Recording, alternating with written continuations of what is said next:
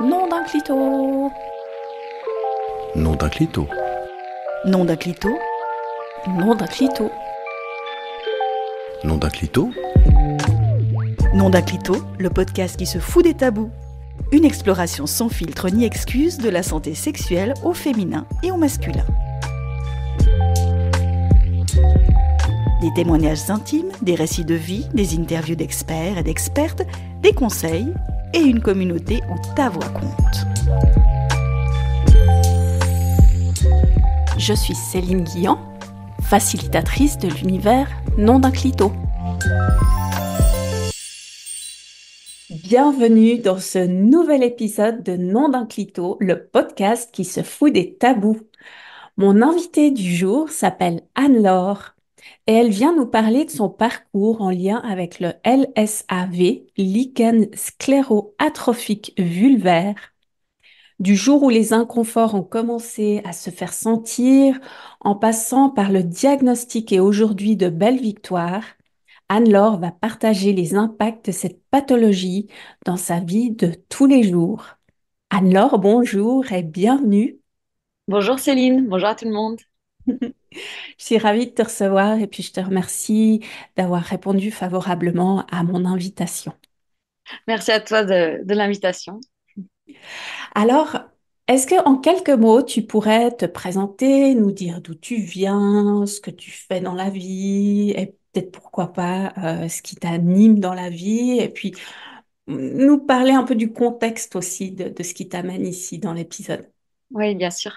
Alors moi, je m'appelle Anne-Laure, Anne-Laure Volant, comme tu l'as dit. Je suis maman de deux enfants en bas âge. J'ai 36 ans, bientôt 37. Ce qui m'anime dans la vie, c'est euh, j'en ai fait mon métier.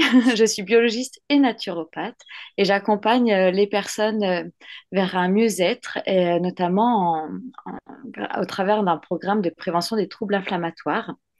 Parce que j'étais directement impactée par de gros troubles inflammatoires qui sont des poussées inflammatoires dues à ma maladie auto-immune, parce que le lichen scléreux atrophique vulvaire est une maladie auto-immune.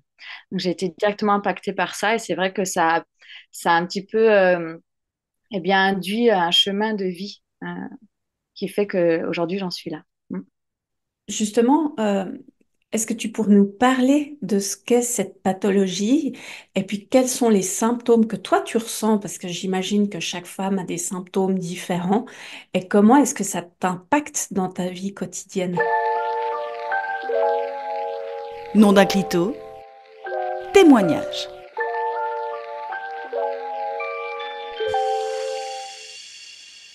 Alors, c'est vrai que j'avais des symptômes très forts avant. Donc, je vais parler de l'époque d'avant, où en fait, j'étais en poussée inflammatoire quasiment continue.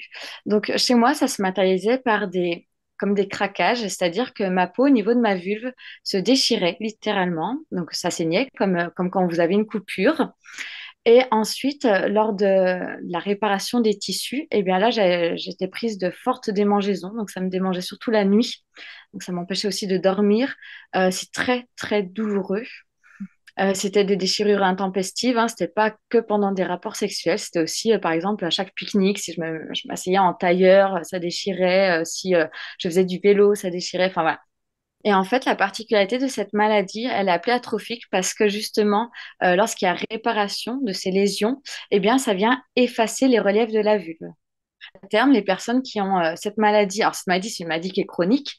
Ceci dit, on n'est pas forcé à avoir les poussées inflammatoires tout le temps et de manière continue comme ça. Mais si j'avais continué à avoir ces poussées inflammatoires continues pendant des années, au final, ma vulve aurait perdu tout relief. C'est-à-dire que plus de petites lèvres, plus les grandes lèvres, plus le clitoris qui devient carrément capuchonné. Et le gynécologue m'a dit que lui, il lui arrivait de recréer un orifice vaginal pour permettre l'évacuation des sécrétions vaginales.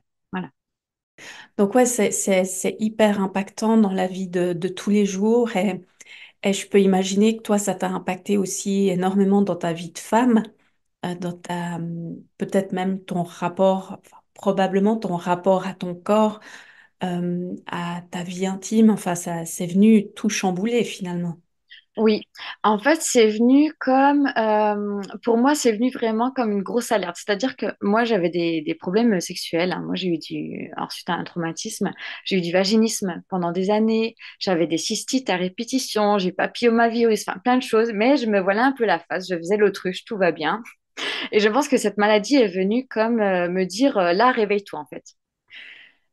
Bon, en fait, mon lichen, ce qui, je pense, m'a impacté dès le début de mes relations sexuelles. Je pense que je l'ai eu très, très tôt, sans savoir ce que c'était. Mais j'avais de fortes douleurs, des déchirures pendant les relations sexuelles, mais pas que, aussi en journée. Donc, ça m'a vraiment euh, beaucoup impacté. Ça a impacté mes choix aussi. Je me souviens d'une fois des vacances à la mer que j'ai dû annuler parce que sous poussée inflammatoire, c'est impossible que j'aille me baigner dans de l'eau salée.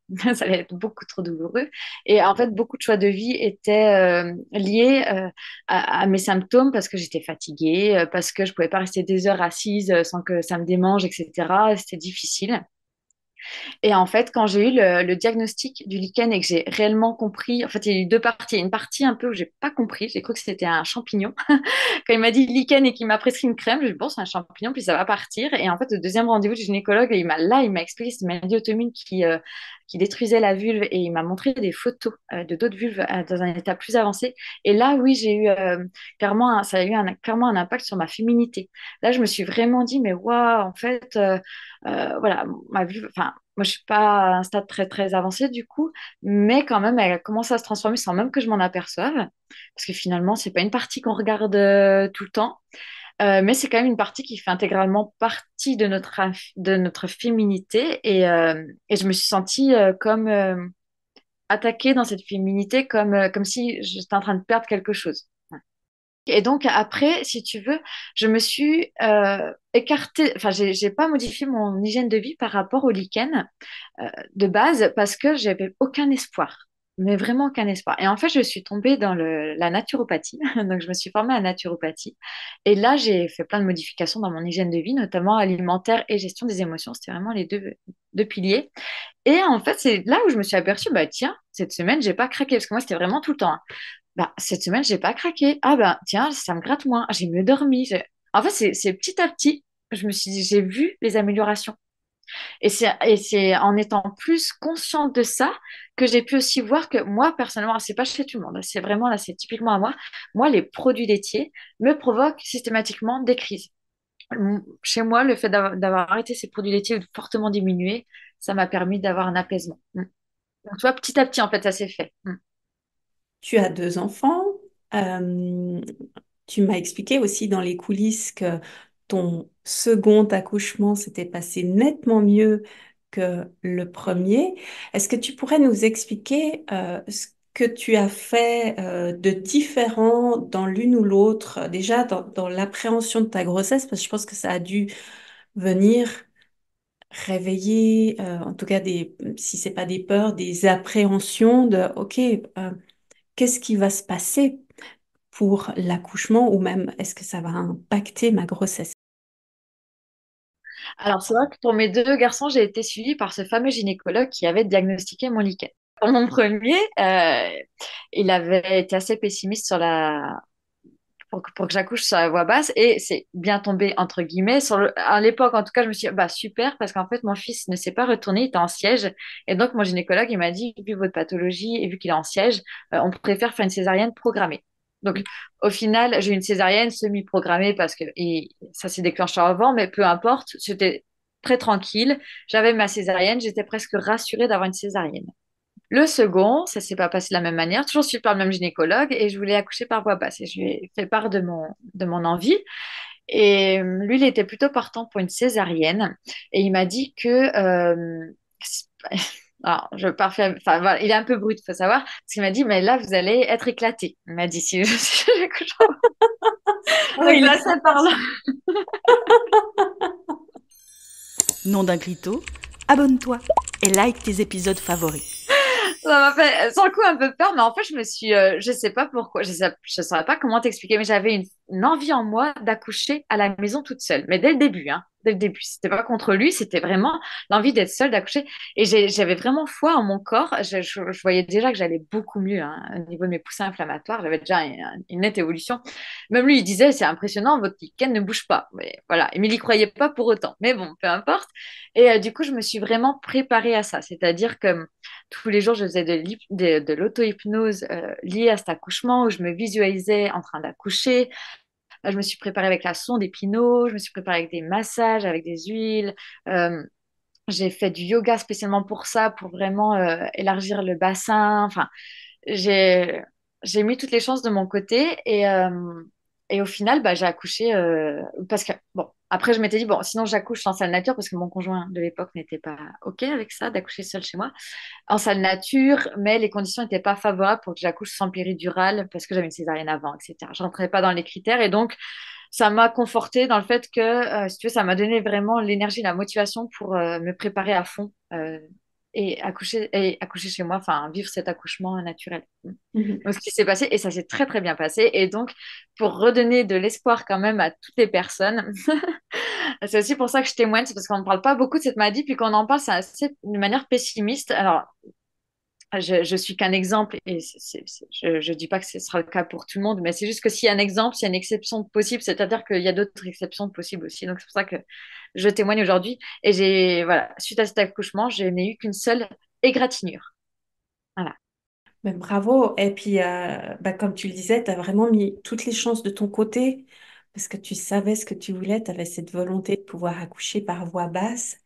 Et vraiment, c'est un bel exemple que tu donnes. Et effectivement, comme tu le dis, c'est hyper optimiste comme message et ça donne un beau message d'espoir pour les auditrices qui écouteraient et qui auraient cette pathologie ou qui reconnaissent un peu les symptômes chez elles. Euh, Ce que je voulais te demander aussi, c'est pour ton avenir, est-ce que tu as des aspirations concernant ta santé et ta qualité de vie en tenant compte de ton expérience avec le LSAV? Euh, En fait, mon LSAV, c'est comme mon indicateur de mon hygiène de vie. C'est-à-dire que si ça commence à gratouiller ou je sens un inconfort à ce niveau-là, ça veut dire qu'il y a un truc qu'il faut que je réaligne. Mhm. Donc, c'est peut-être l'alimentation, c'est peut-être le stress, c'est peut-être juste que je prends plus assez de plaisir dans ma vie, parce que des fois, c'est ça aussi, c'est le fait que je fasse quelque chose qui n'est pas totalement aligné avec moi, mais plutôt avec mon mental. Enfin, typiquement, quand je prends des décisions avec mon mental qui sont pas alignées, que derrière, je suis pas bien, et ben, ça va se ressentir aussi à ce niveau-là. Donc, c'est vrai que pour moi, c'est comme ma jauge, mon indicateur.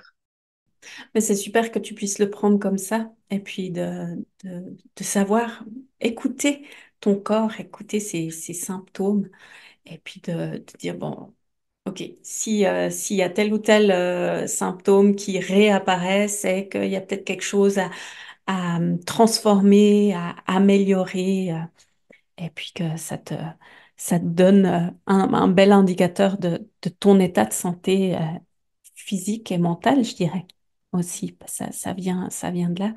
Et euh, dans ton expérience avec le LSAV, en quoi est-ce que tu dirais que ça a influencé ta perception de toi en tant que femme, de ta vie intime et de ta confiance dans ton corps? Mais en fait, cette partie d'intimité, suite à un trauma, j'ai développé pas mal de troubles gynécologiques notamment. Euh, et en fait, bizarrement, ça m'a permis de me reconnecter en fait à ma féminité. Euh, alors, j'étais féminine avant, on va dire, d'apparence, mais pas intérieurement. Si tu veux, j'incarnais pas ma féminité. Du tout, parce que pour moi, les relations sexuelles, c'était quand même compliqué.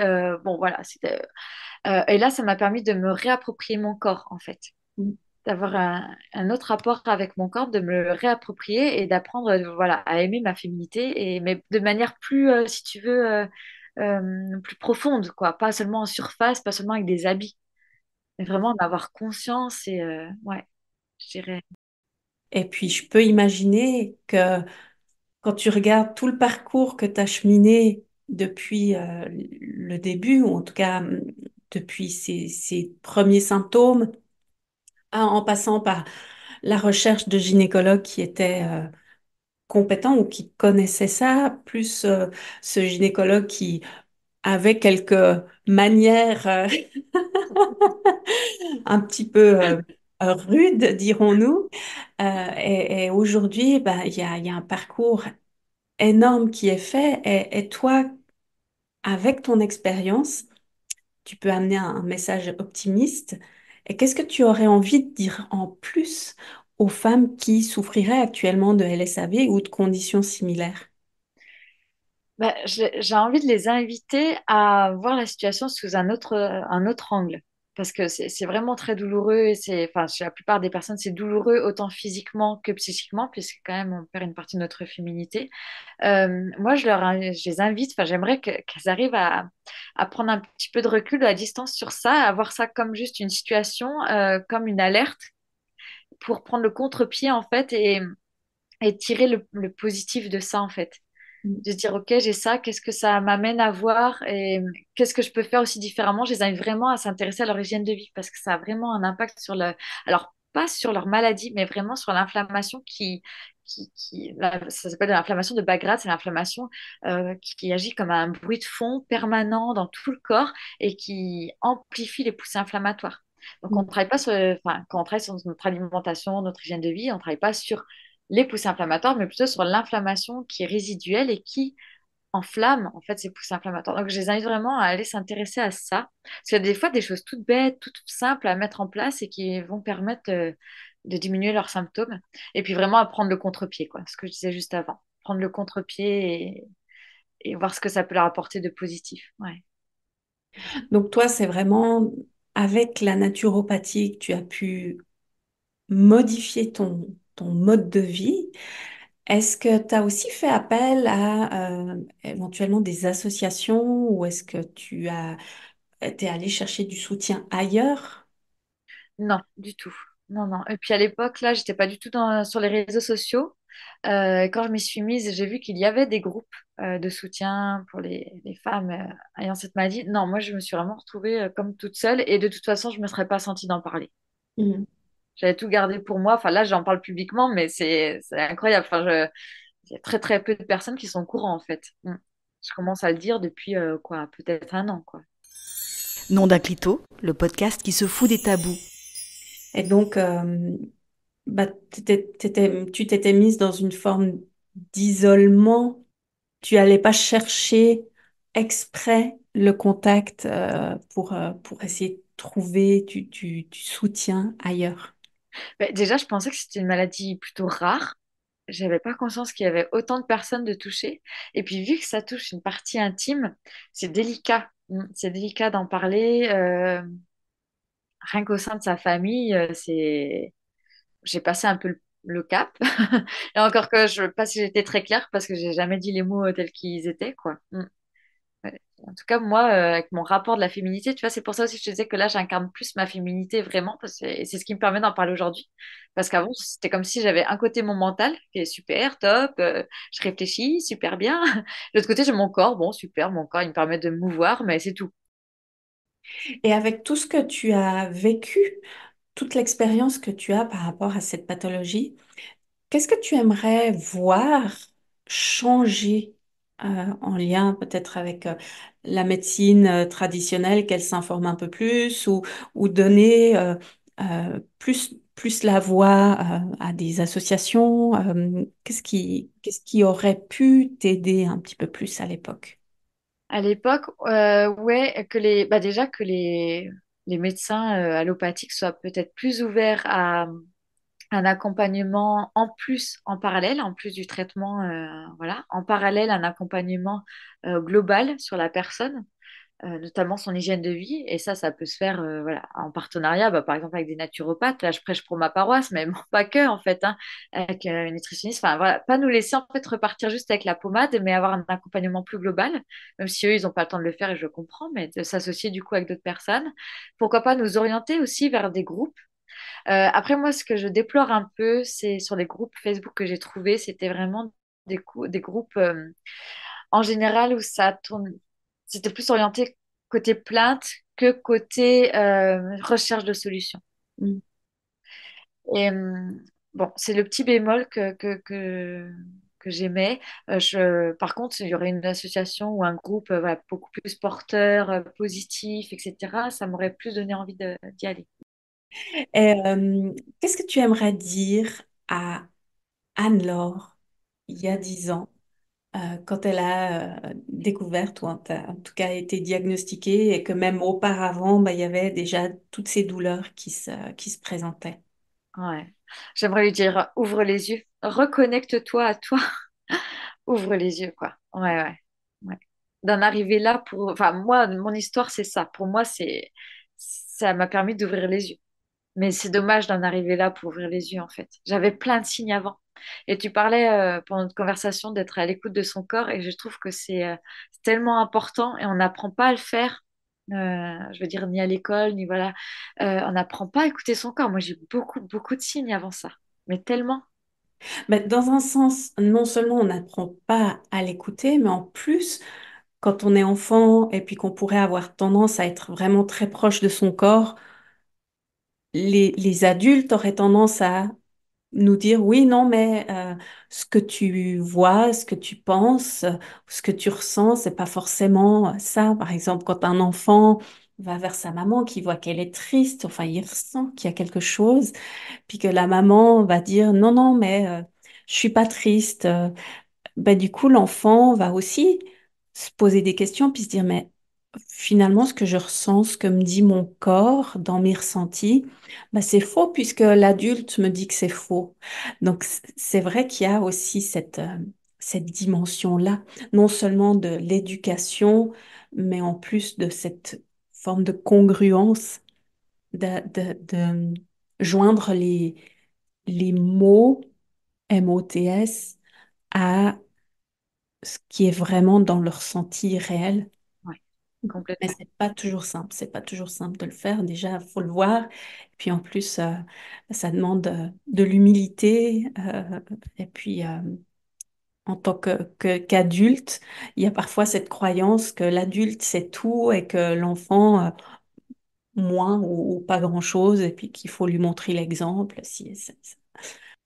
Bon, en tout cas, merci beaucoup, Anne-Laure, pour ton partage, pour ce message d'espoir, justement, pour ces femmes qui sont atteintes de LSAV.